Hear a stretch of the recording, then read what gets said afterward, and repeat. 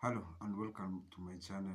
Today I'm going to talk about some of the ways which you can avoid getting scammed, especially when you're buying a new car. I'm saying scam because either way, when you don't feel value for your money, especially when purchasing a car, then we may say that you may have been scammed in a bit. So I'm going to talk about some of the ways which the salespeople or the techniques where salesperson, when he's selling the car, he may avoid talking about some of the things, but they have very crucial information about the car. So let's get started. Number one. Number one is the number plate. When you're going to buy a new car, in Kenya we import the cars, especially if they are second-hand cars from mostly Japan or Singapore areas there. That's where most of the vehicles come from.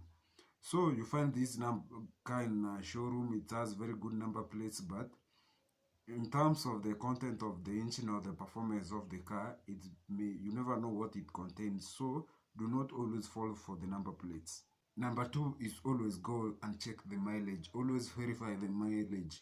You can hire a professional expert to do that for you, of course at a fee, but if you have the softwares, you can always check the mileage, because a second-hand car is, when the car has a lot of mileage, it's supposed to be cheaper than a car which has lower mileage. So always check the mileage so that you can be aware of the product you are buying.